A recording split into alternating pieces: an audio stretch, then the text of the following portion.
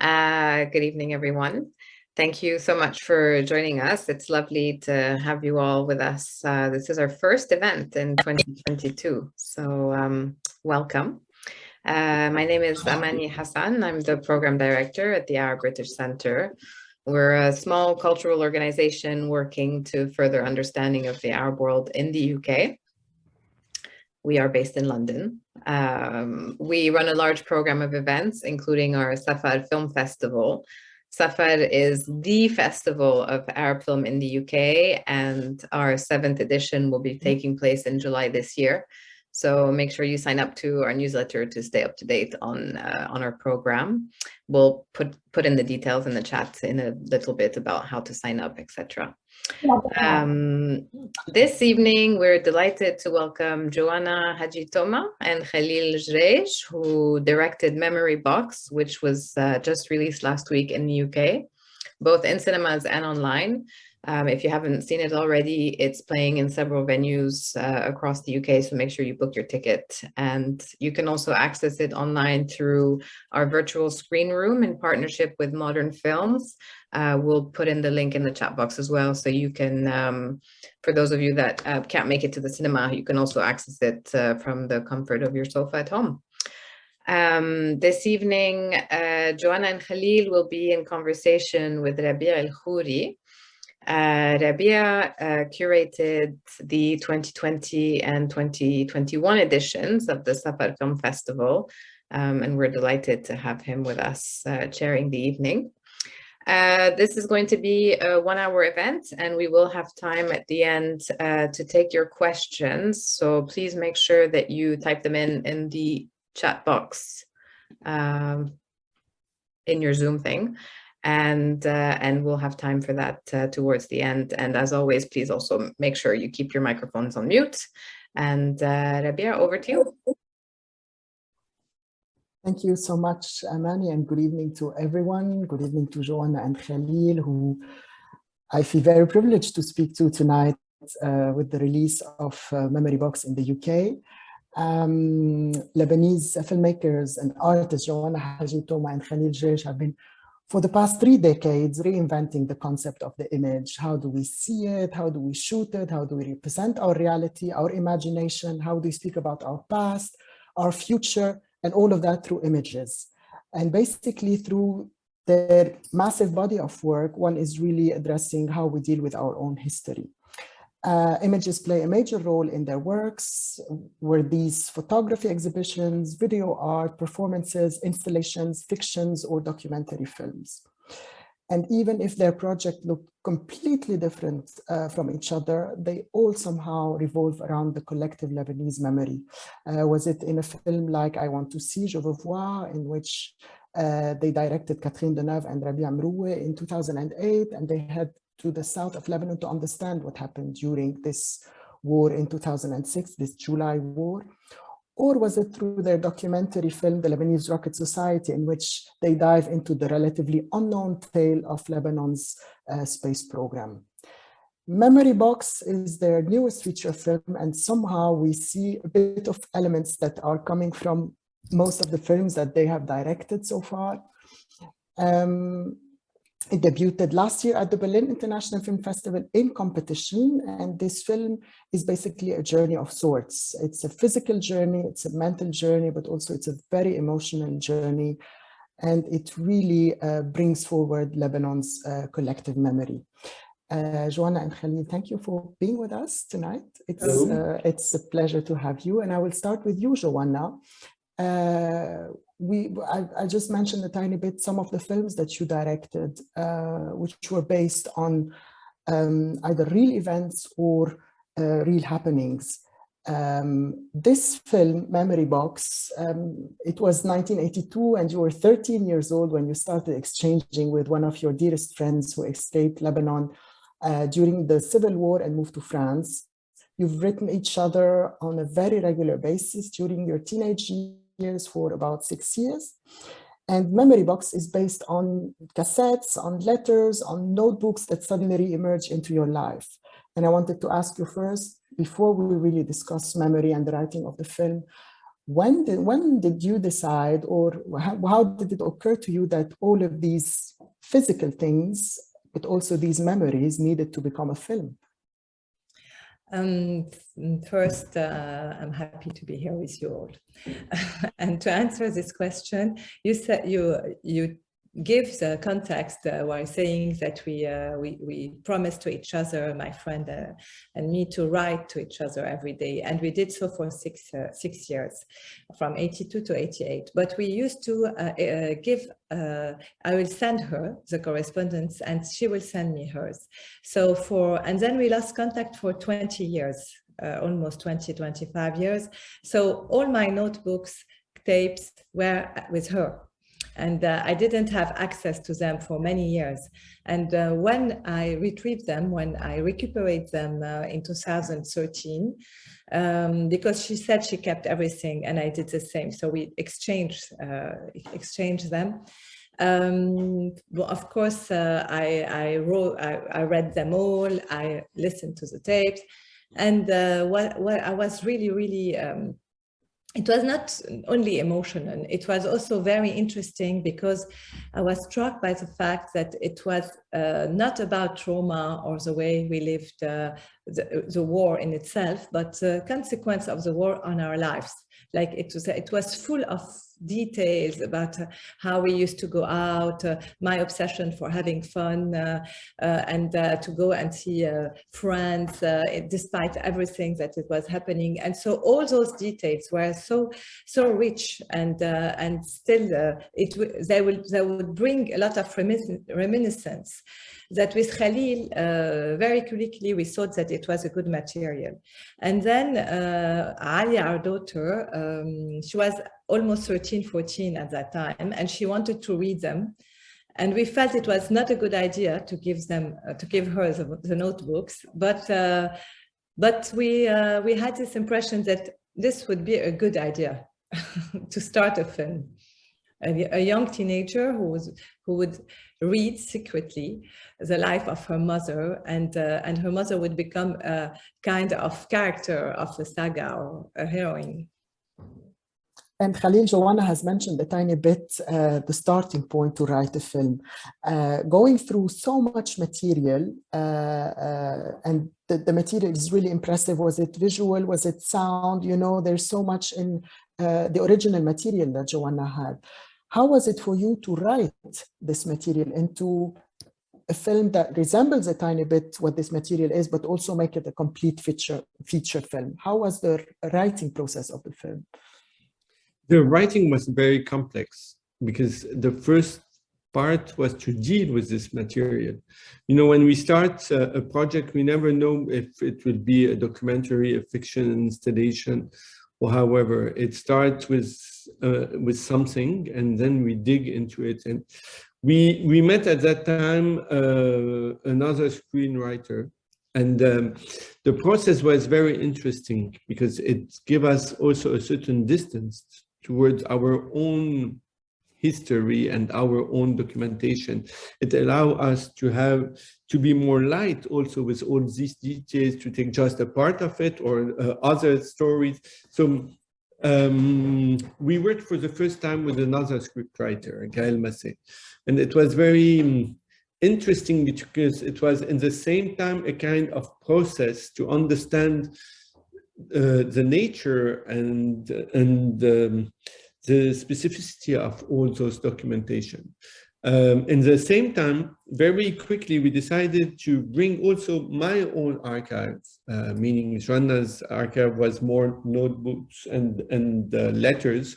And we decided to bring also my images, to change a little bit the character, to make it more involved into photography. So this was also great, because it opened suddenly. It was not just her story or my story. And you know, even if we each one in all our film are very linked to our personal history, but nevertheless there are encounters and they became our histories. I think one of the biggest decision was really to make it as a fiction, because the film is a fiction, but it is based on those notebooks and those images. So this was really our desire would be to mix was to mix both and to not to keep the border very blurred. Like you would never really know if it comes from my real notebooks or is it a photo that Khalil took in the 80s. And the reason is that we wanted to use them as a material, but not to use them to tell my story. It's not my story. It's a story of three women, 3 generations that are living it. But also, I have to say that there were like more than one writing of the film, because we wrote the script first, okay, and then when Khalil and me, we have a specific method. We don't give the script to the actors. We just tell them about the situations and how, and we tell them a lot about their character. They meet, they spend time together. So when they arrive on set, they don't really know what is going to happen to them. They only know the situations, and so the interaction are different because we want them to appropriate the story, and we feel that they are more interesting than us. They would give, because we choose also actors that are close to the characters, and so it adds a lot. So this is, at the shooting, it's another layer of writing. And the third layer is at the editing, where at the editing, for example, we rewrote partly all what is in the tapes, because things were changed, because rhythmically, it's very difficult. It's easy to say, like, she's reading, but when you have to show it, it's especially the third time, you can't use the same process. So the editing is really a process of rewriting and refounding different process of mixing this different kind of archives. Now you mentioned so many things, and I think all my ideas have. I'm going to switch tiny bit, because Joana, you mentioned the actors or the actresses. You really, I mean, we're gonna speak about the material, but since you mentioned the actresses, you really are working with an ensemble cast, which you really brilliantly put together. There is Manal Isa, who many of us know and have seen in other films. There is Reem Turki, who's disappeared somehow from the screens for a long time. There is also Paloma Vautier. Also, there is the grandmother, Clémence Sabah. These are 4 different characters. Also, if we believe that the characters of Manal and Reem have changed a lot during time. And I wanted to ask you mentioned bringing them together. How was the casting process? Did you know exactly that you wanted this person to be played by this character? Did you have, for instance, did you have in mind that you wanted Reem Turki to play this role? Did you know that Manal Isa would take part in the film? How was the process of the casting, and how was it to direct this ensemble together? It was very clear for us that we wanted to work with Manal Isa, because we really love her, and we felt immediately that she would be able to play this teenager and to show, because in her subtle way of doing it, and very passionate, because there is a lot of intensity in those years that we were showing. We would see the evolution of the character, because we have to say that Manal in the film, her part is not easy. She doesn't say a word to the camera. She's only recorded in the tapes, because all the actors in the 80s, they don't talk. Because the idea was that Paloma, Alex, she doesn't have the teenagers that is remembering or imagining more the past of her mother. She doesn't have access to sound, so she just only has the access to sound of the tapes. So we needed someone that was really very expressive, and Manal was, of course, perfect. Then the rest of the cast, it's a long process. The cast is crucial.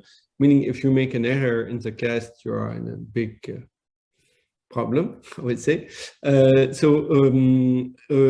because of the way we want to work, we want certain person with whom there's certain connection between the character and their own life, because we are relying on the fact that's how they're gonna express, react to certain situation. do not forget that they don't have the scripts. So we remembered very well Reem Turki. Reem was a very known actress 20 years ago, no, not 20, 15 years ago. Some of you may remember her in Bib Shams from Yusri Nasrallah. And then she had a tragic problem in her life that pushed her to make a psychoanalysis, and she became actually a psychoanalyst. So she quit the profession for more than 15 years. And so I don't know why one day we remember saying that it would be great if she accepts such an adventure, that it would generate a lot of emotion, that she will be able to not control, but at least to deal with if she accepts to do this. So we call her and she accepts, so we were very happy. Concerning Paloma Vautier, it was, she studied, since she was very young, theater and cinema. She never had a leading role like this one, but she's such a professional, and we imagine that she will have a great career. And she's also linked to Lebanon, because her father has a relation to Lebanon also, and she had always also, he was born in Lebanon, and she had this desire to know a country. So she was very close also to the character. She had never been to Beirut, and she had a lot of images and a big imaginary, as we say, about it. And Clémence, we loved her immediately, and because she never really acted, but I think she's done for this. Like, this is what she should do and continue doing. And of course, it's there. You also have to build a family, you know, and to build not only a family with these three women, but also to build a family of friends in the 80s. And so all of them are important. All of them, you know. And then after, there's another aspect that is very important, that this person have to trust us. And this is the more difficult part, because it's a very specific way of dealing with actors, and you have to close your eyes and be faithful to and jump. And jump. Yeah. Yeah, there is also one character that I find very important in the film, and that's the art direction. I feel like the mosaic that you create in the film is really, really impressive. Was it with the images? Was it with the animated images? Was it with moving back and forth between time? So there is so much here that we can play with. And I think, Khalil, you also prepared some images for us. But I don't know if you, Khalil, want to start telling us about how did you conceive the project on a physical level? I mean, you mentioned before that many of the material is based on Joana's notebooks. Many of the material is also based on your own photos that you have taken over the years. How did the project come together in your minds? How did you manage to bring these aspects that are very personal and put them on film, actually? I'm gonna share my screen to show some images, just to allow you. So basically, when Joana received her notebook, it came in different bags. And like well, this.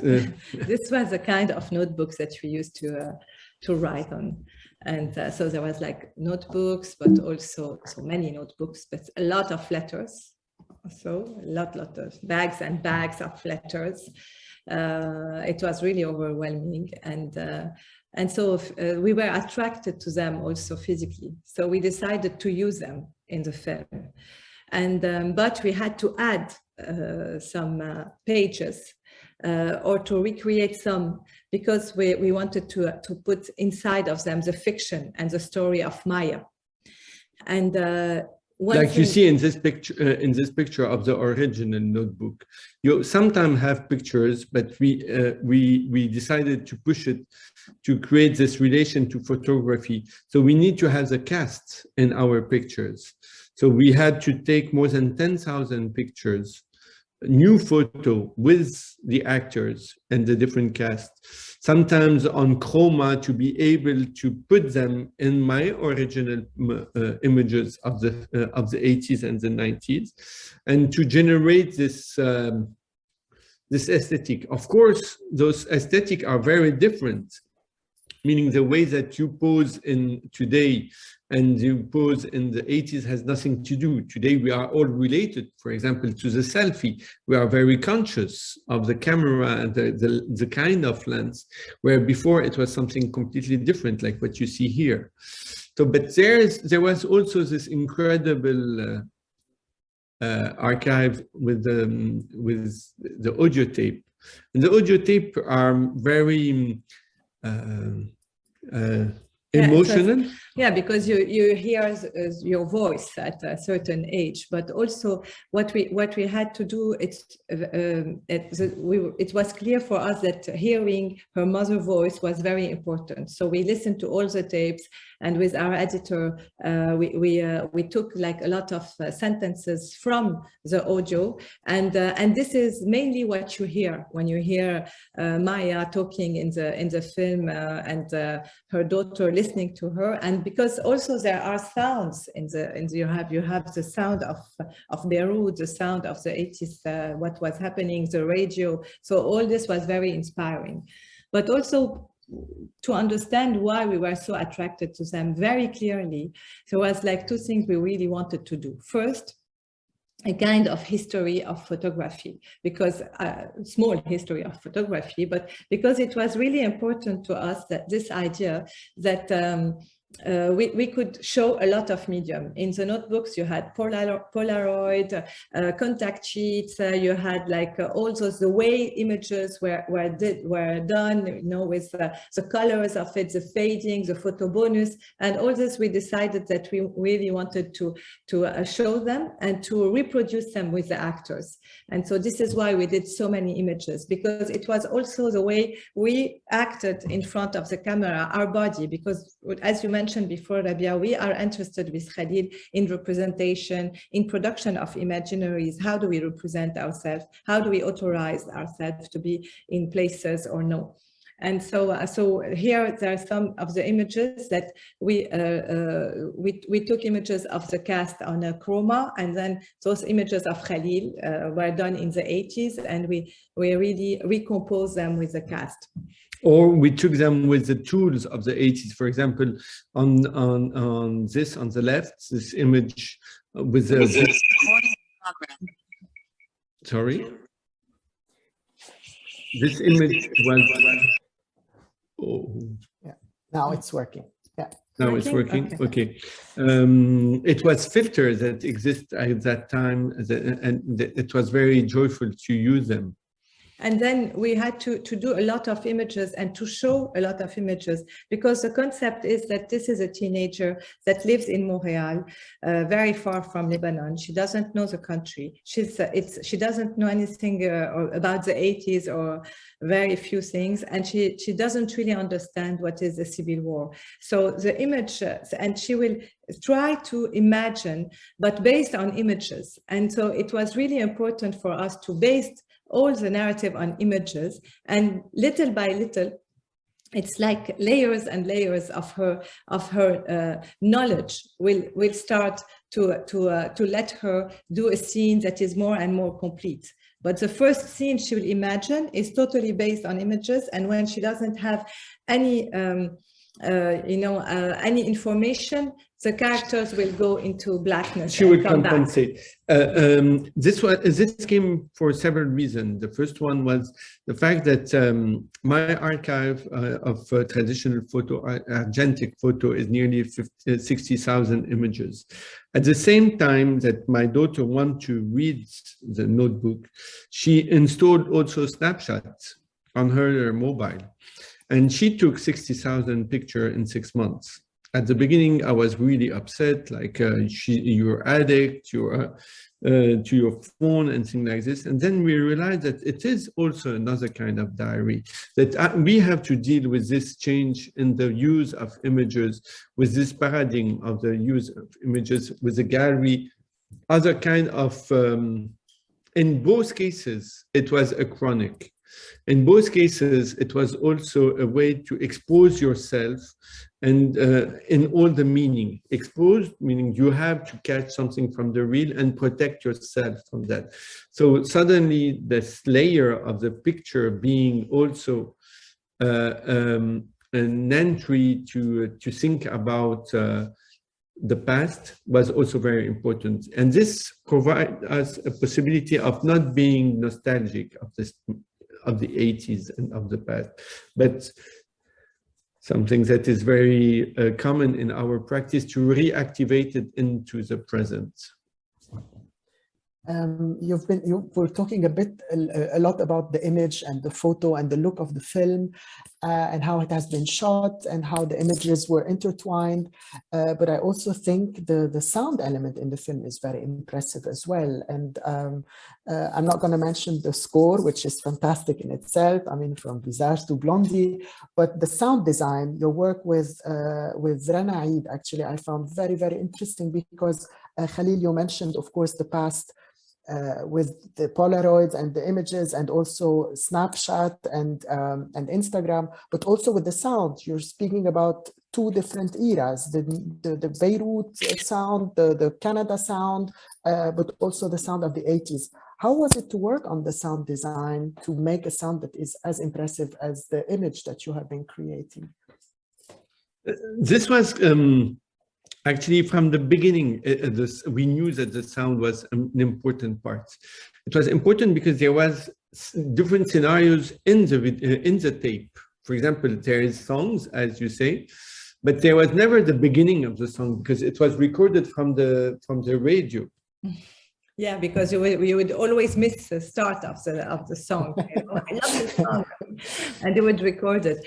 But it's true that with Rana and with Olivier, and we worked a lot, that is a mixer here, Olivier Guana, we worked a lot on the materiality of the sound, because as you were saying, there is a relation to sensoriality. For us, it's very important to the texture, the visual and the sound of the film. And it's very important because that makes you also work on reminiscences.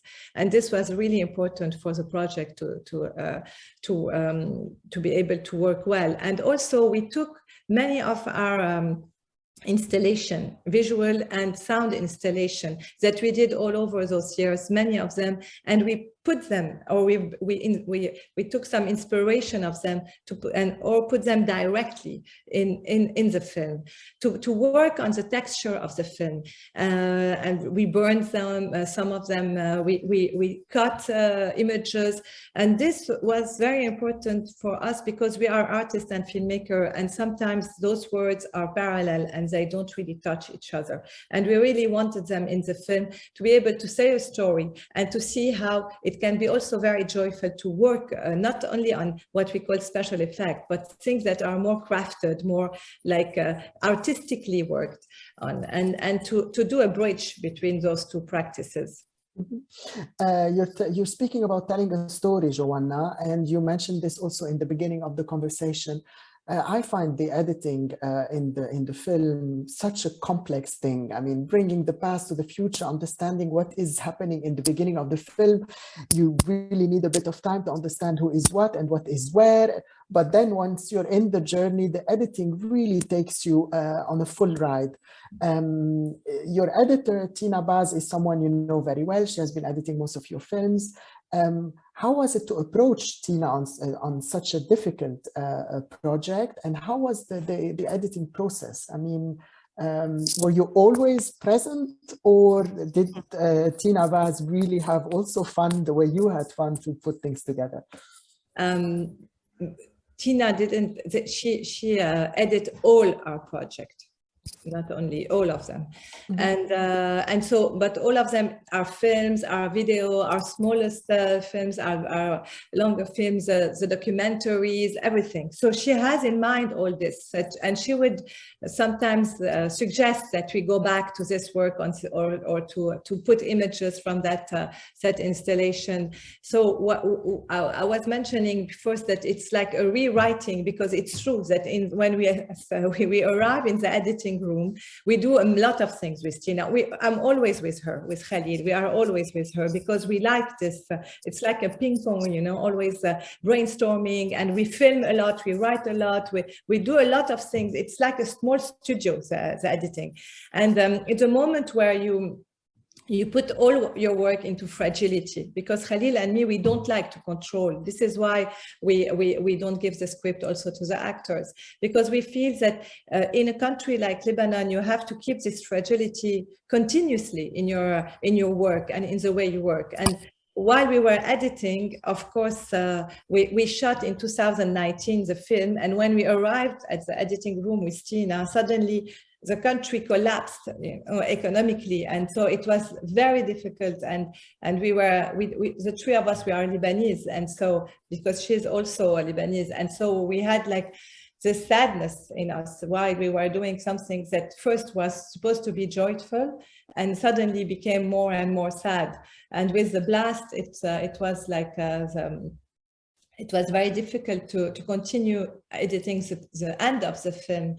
And we had to find the solution for us to keep what we wanted to say, but also to adapt while you see a place that was totally blown away by the. What Joana is saying, in other words, is that we worked we write a script in a time, and then due to circumstances, the meaning are changing, the context is changing, and you have to acknowledge that change of context and circumstances.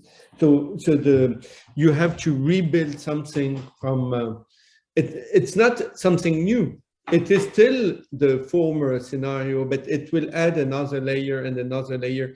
And this kind of palimpsest is something that is, in our research in arts, was something very important, because we worked on archaeology, for example, where we were working on all those sedimentations that are leaving traces one after the other, but there is action that will change this linearities and this causalities. So for us, it was really important. All the tools of cinema must be used for this, and working with Tina, it's something quite hard for because she knows us very well. It's this is about real collaboration. Is when you cannot pose anymore for the other, meaning it's easier to lie for myself than for Joana.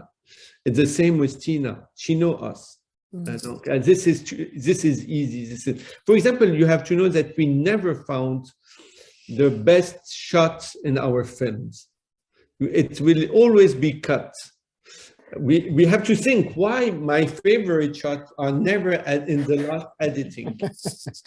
Yeah, it's not that it will become NFT. We make you suffer. But it's also because probably you see the labor. So we have not to see this labor. It's also about rhythm. Here it was very difficult because you had to go from the today to the 80s and go back, and there were a lot of back and forth, and you would have to adapt and so this was really not easy. So that I can keep a bit of time for questions, because I already see there are questions coming. But there are a couple of points that I wanted to address, because you mentioned that, Joana, as well. And I was really interested in that. I mean, Lebanon is such a volatile country that really collapsed in the last 2 years. I mean, there was a vibrant revolution from which people really expected a lot, but then suddenly the country collapsed politically, economically, societally. And you mentioned also that the film was shot before all of that happened and edited during the collapse and after the blast and all of these things. How much has that influenced the final look of the film? How much did you feel like, no, we want to stick to what we have written, or we really want to, I mean, Khalil mentioned also that a tiny bit. How has that affected in the end the film, or the final film that we have seen or that we are seeing in the cinemas today?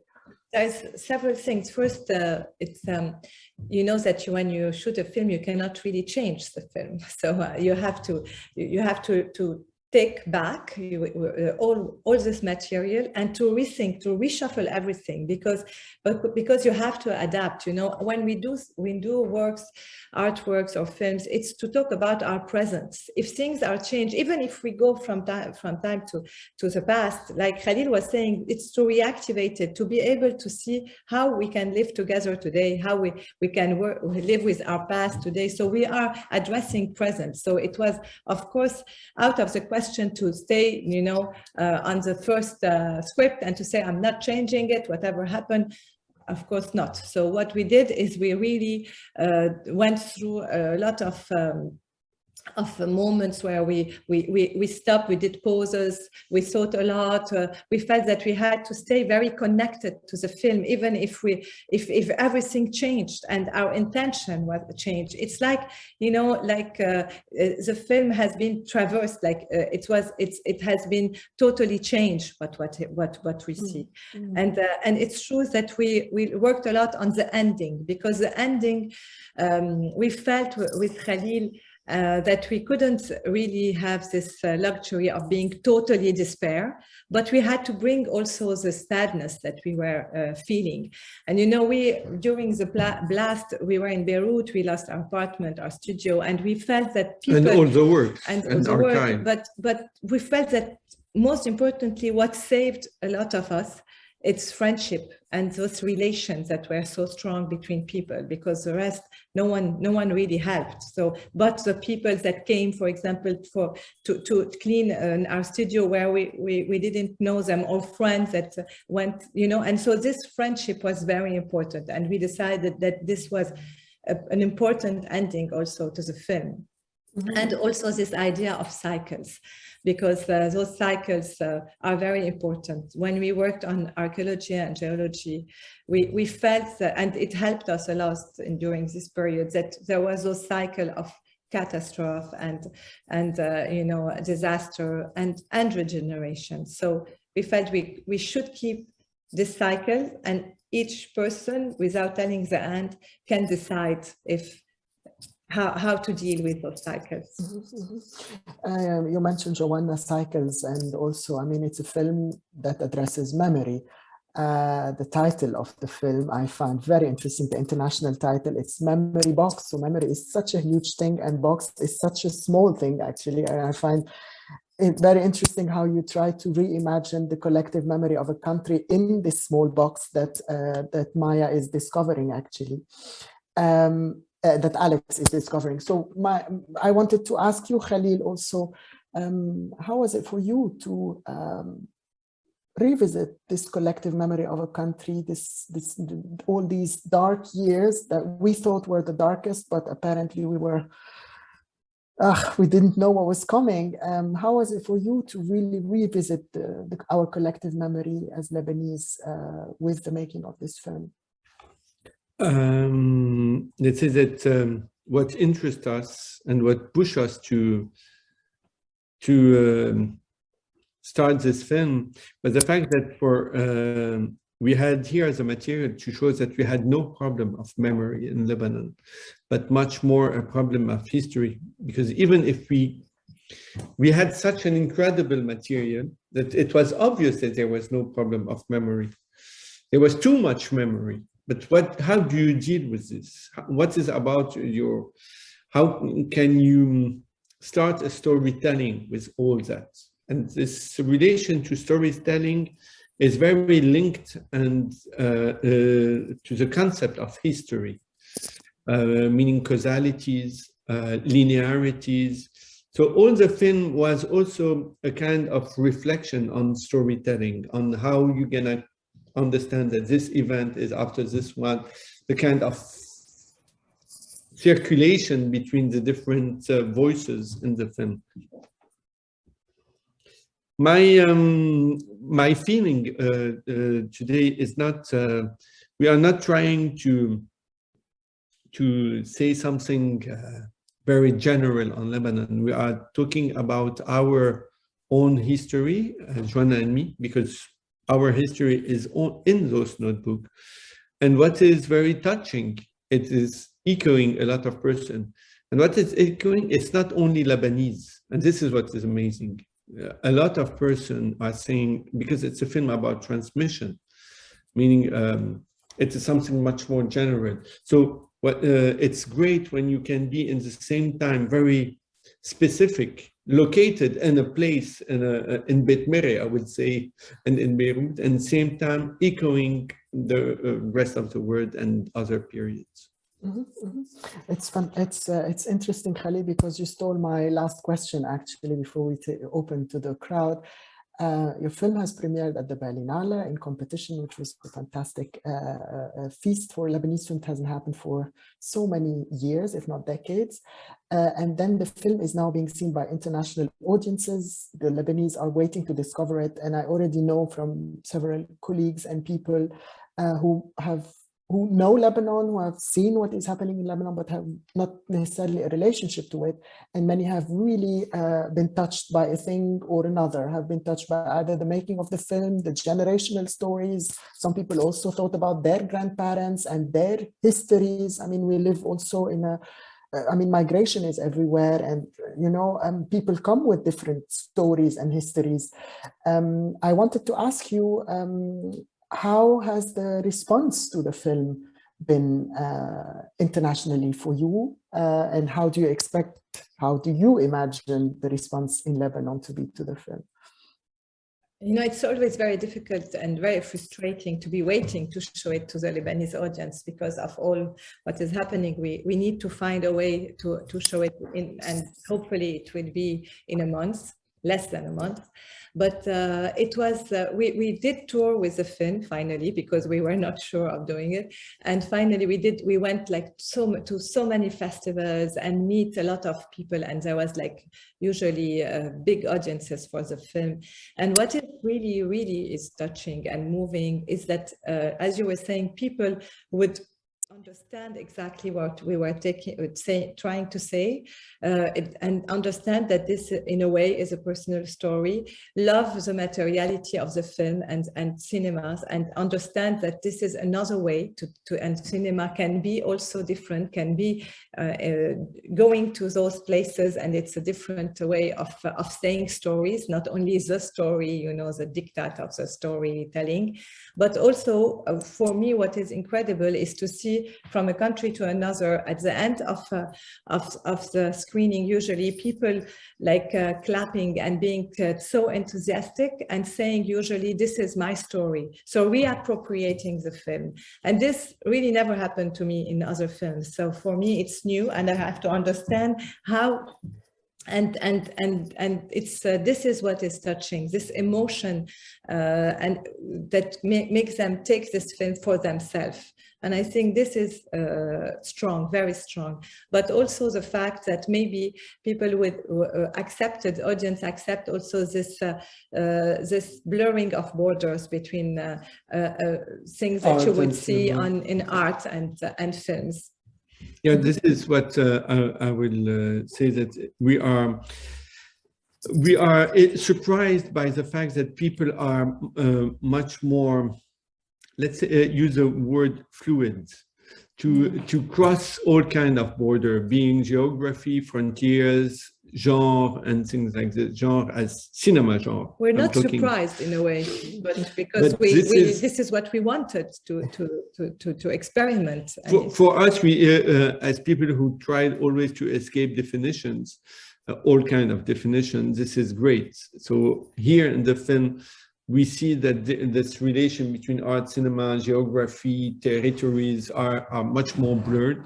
It's in the same time a love letter to Lebanon and to this kind of relation, to transmission, and to a certain idea of cinema on a handcrafts level, meaning it's because it's a film that is made with hands. But also to say that it's true that the fact that the film was talking about the 80s, and that in the 80s there were so many things that are echoing today with the devaluation of the money, of lira, exile, also sadness, this sadness that is present. It makes it also very emotional to see it. And when you go to so many places and you see people that just arrived, and you see those generations that came in the 80s and the ones that just arrived as Lebanese, and people exiled from all over the world, not only from our part of the world, people that are in a different country and trying to transmit their culture.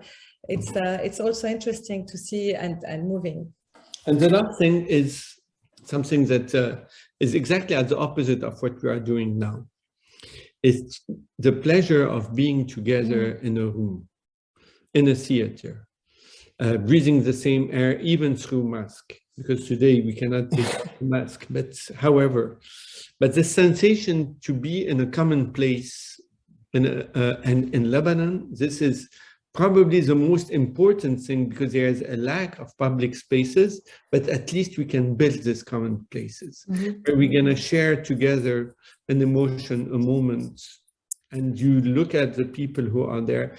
This is also, we realized how magical it is, and we miss it for a long time.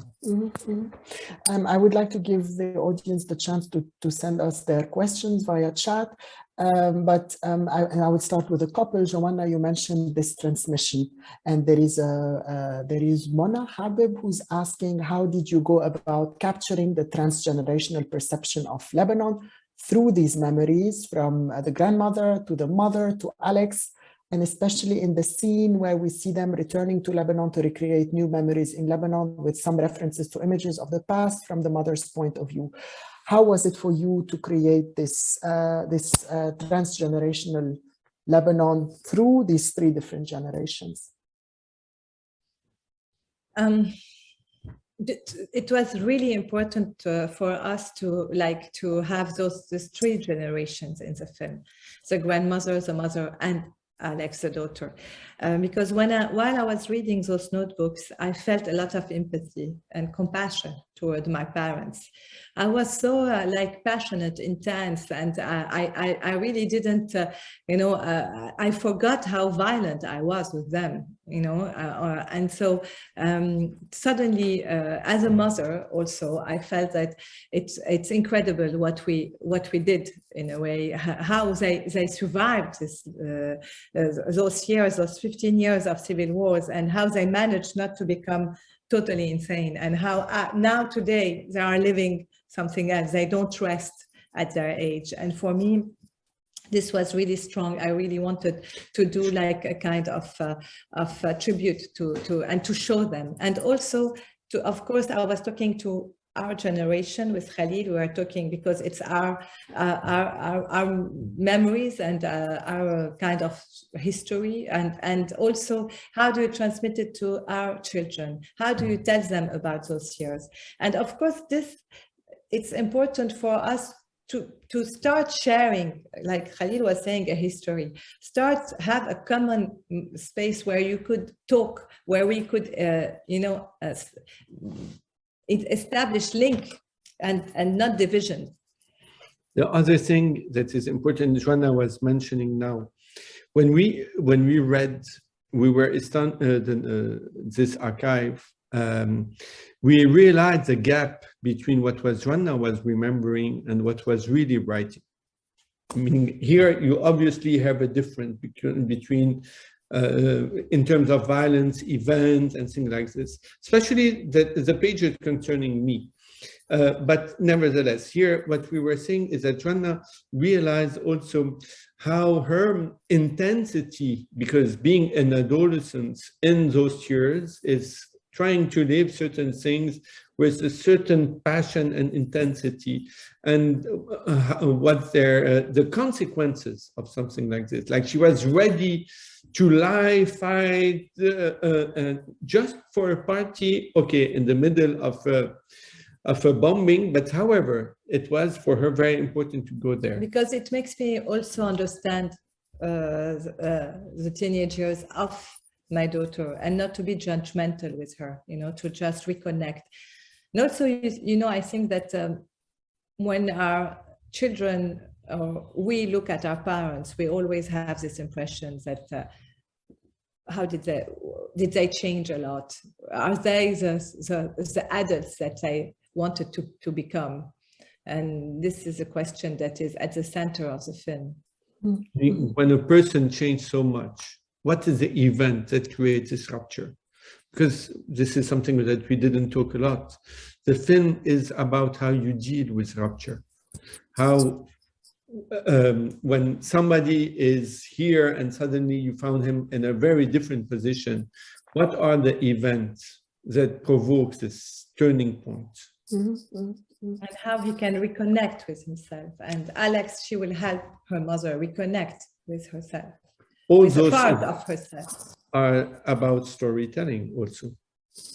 Speaking of reconnection, we have a question to reconnection to the spaces, actually. Nadine Asmar is asking, how do you deal with the changes that Lebanon went through since the 80s in order to choose the locations? Did you find yourselves sort of obliged to readapt your artistic vision to the circumstances, or you have planned the whole thing ahead on paper?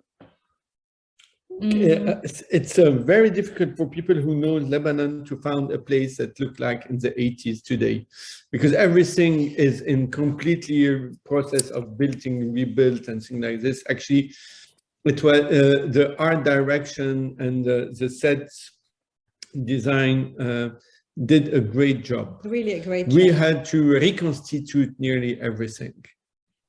First, there was like places where we really wanted to shoot. So like, for example, the village, Bet Meri, because this is where we met, where Khalil was saying the pages where he is, because he's in these diaries and I meet him in those years in the 80s in the village. So part of the film was shot in this village. And and the village is okay, but when you go to the city, this start to be really difficult. So we managed to find places and to play because of the reconstitution in the mind of Alex. It was okay to play with those places. And for example, in the village, maybe you can show this because it's really interesting. The way we did, for example, in the scene when they are in the village and they go, because some places we couldn't, were really. We wanted to film, but there was it was very clear that it was more modern today with the buildings. So we started thinking that maybe we will only show the places that are close to the 80s or still very like possible to didn't change at all, and to continue the scene because Alex, she doesn't have any reference of what she is seeing. So we will put black everywhere and Khalil will show you now. So for example, in this you see in the extract we had where we're seeing them entering in the blackness, actually we put real black curtains in our village. So and so it was like we did this kind of things to show that we can play with those. It's a moment in the film where the girls go out of the picture and go into blackness and go back into the picture, and so we played like this. But we didn't add it at the end in the editing or with visual effect. We just put curtains in some places, the buildings that we didn't want to film. This was one of the examples. This was very exciting to invent tools to. Yeah, and another ways, for example, were to do those contact sheets and to take images from the 80s, like we were saying, and to bring the character, to put them into those images that Khalil took in the 80s. So you would have the impression and the feeling of those years and the places and the geography and the way they were. And so you know, we didn't have an incredible budget, and so we find ways, and we like this. It's like with those constraints, you can find many other ways to show. Mm-hmm. Mm-hmm. I think we are running out of time. We're having the last 5 minutes, so I wanted to just mention that the film is currently released in the UK. It's also out in France. And because we have a question, someone is asking about Italy. And I know from you that the film is going to be released in Italy. We had an incredible moment in Torino Film Festival where they made a retrospective yes, and the film will be distributed there in March. In Canada in March, in Lebanon in February, in Dubai in March, Portugal, like in 40 countries. Portugal. I hope that everyone will go to cinema to see it. Don't be comfortable in your houses. Go and watch it. Cinemas. Joana and Khalil, I would like to thank you for spending the hour with us and just sharing the incredible amount of love that you put into the making of this film in such difficult times that the country is going through. I think also cinema tells us something that is completely different, but also completely close to what we live. So thank you so much for the film. We really hope that as many people get to see the film in cinemas, in festivals, because it's really touring incredibly all over the planet. And also we truly hope that the film will also meet its public in Lebanon so that the people also can share and comment and speak collectively, as Khalil has been saying, about not just making the film, but also about the collective memory of a country that has been struggling a lot, that is struggling a lot, but that we truly hope will stand on its feet and, create new memories, hopefully better ones. Thank you so much. I want to also thank all the people who have been with us today for this talk. And I also want to thank the Arab British Center for always hosting such inspiring talks and conversations around Arab cinema and around Arab artists and their works. And also the distributor of the film, Modern Films, that is enabling a film like Memory Box to be seen in British cinemas. Thank you so much and have a nice evening. Thank you. Thank you. Bye. Bye, Rabia. Bye, everyone. Ciao, ciao. Bye.